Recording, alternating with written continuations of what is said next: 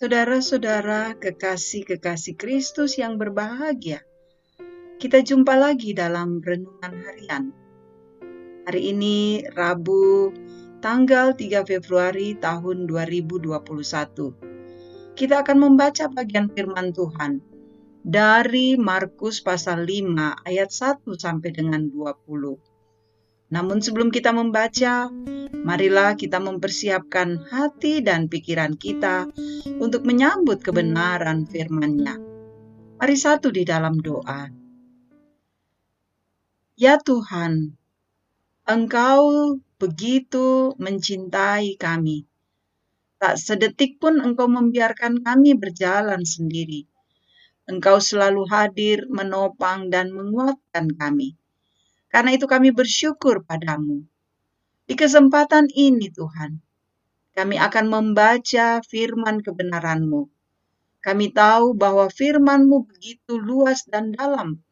Tak mampu kami selami jika kami mengandalkan kekuatan kami. Ya Roh Kudus, Engkau bekerjalah dengan cara dan kuasa-Mu, agar firman-Mu ini dapat kami pahami. Inilah kami yang datang kepadamu Tuhan, di dalam nama anak-Mu Yesus Kristus, Tuhan dan Juru Selamat kami. Amin. Saudara-saudara yang kekasih, bagian firman Tuhan yang kita akan renungkan dari kitab Markus pasalnya yang kelima, ayatnya yang pertama sampai dengan ayat yang ke-20. Yesus mengusir roh jahat dari orang Gerasa. Lalu sampailah mereka di seberang danau di daerah orang Gerasa. Baru saja Yesus turun dari perahu, datanglah seorang yang kerasukan roh jahat dari pekuburan menemui dia. Orang itu diam di sana, dan tidak ada seorang pun lagi yang sanggup mengikatnya, sekalipun dengan rantai. Karena sudah sering ia dibelenggu dan dirantai, tetapi rantainya diputuskannya dan belenggunya dimusnahkannya, sehingga tidak ada seorang pun yang cukup kuat untuk menjinakkannya. Siang malam ia berkeliaran di pekuburan dan di bukit-bukit sambil berteriak-teriak dan memukul dirinya dengan batu. Ketika ia melihat Yesus dari jauh, berlarilah ia mendapatkannya lalu menyembahnya. Dan dengan keras ia berteriak, "Apa urusanmu dengan aku, hai Yesus, Anak Allah yang Maha Tinggi? Demi Allah, jangan siksa aku." Karena sebelumnya Yesus mengatakan kepadanya, "Hai engkau roh jahat, keluar dari orang ini." Kemudian ia bertanya kepada orang itu, "Siapa namamu?" Jawabnya, "Namaku Legion, karena kami banyak." Ia memohon dengan sangat supaya Yesus jangan mengusir roh-roh itu keluar dari daerah itu. Adalah di sana, di lereng bukit, sejumlah besar babi sedang mencari makan. Lalu roh-roh itu meminta kepadanya, katanya, "Suruhlah kami pindah ke dalam babi-babi itu, biarkanlah kami memasukinya." Yesus mengabulkan permintaan mereka. Lalu keluarlah roh-roh jahat itu dan memasuki babi-babi itu. Kawanan babi yang kira-kira 2.000 jumlahnya itu terjun dari tepi jurang ke dalam danau dan mati lemas di dalamnya. Maka larilah penjaga-penjaga babi itu dan menceritakan hal itu di kota dan di kampung-kampung sekitarnya. Lalu keluarlah orang untuk melihat apa yang terjadi. Mereka datang kepada Yesus dan melihat orang yang kerasukan itu duduk, sudah berpakaian dan sudah waras. Orang yang tadinya kerasukan legion itu. Maka takutlah mereka. Orang-orang yang telah melihat sendiri hal itu menceritakan kepada mereka tentang apa yang telah terjadi atas orang yang kerasukan setan itu dan tentang babi-babi itu. Lalu mereka mendesak Yesus supaya ia meninggalkan daerah mereka. Pada waktu Yesus naik lagi ke dalam perahu, orang yang tadinya kerasukan setan itu meminta supaya ia diperkenankan menyertai dia.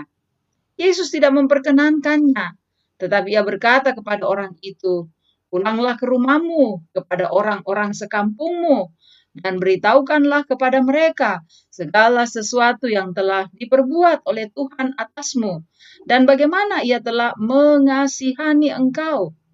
Orang itu pun pergilah dan mulai memberitakan di daerah Dekapolis segala apa yang telah diperbuat Yesus atas dirinya, dan mereka semua menjadi heran.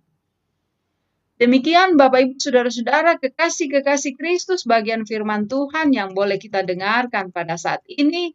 Yang berbahagia adalah kita yang selalu merindukan firman ini dan juga kita mau memberlakukan di dalam seluruh kehidupan kita.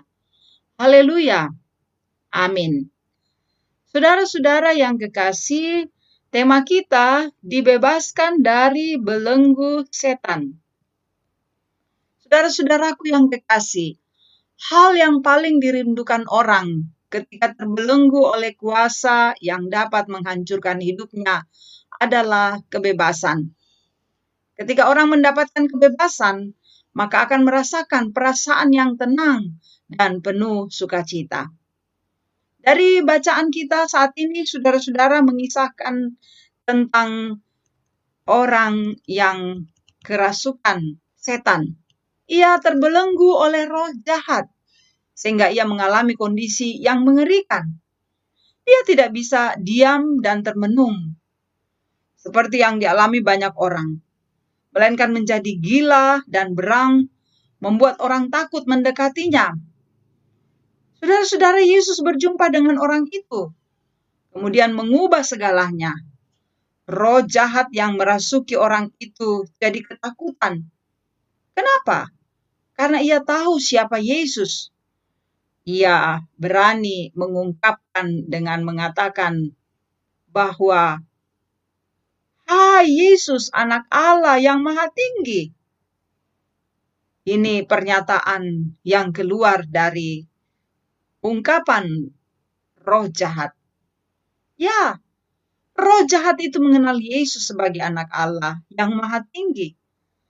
Roh jahat itu tahu bahwa mereka tidak sanggup melawan kuasa Allah di dalam diri Yesus Kristus. Karena itu mereka memohon supaya tidak dibinasakan, tetapi dipindahkan ke dalam babi yang ada di tempat itu. Maka dengan perkenaan Yesus, roh jahat itu merasuki babi yang kemudian terjun ke dalam danau dan mati lemas. Saudara, apa yang kemudian terjadi pada diri orang yang tadinya kerasukan setan itu? Ia pulih dan menjadi waras, menjadi sehat kembali. Lalu orang itu meminta supaya diperkenankan ikut bersama dengan Yesus. Tetapi Yesus tidak memperkenankannya, melainkan menyuruhnya kembali ke kampung halamannya untuk memberitakan apa yang telah diperbuat Yesus atas dirinya. Dan orang itu taat kepada perintah Yesus. Kehidupannya diubah dari kehidupan yang bukan seperti manusia menjadi manusia yang berharga.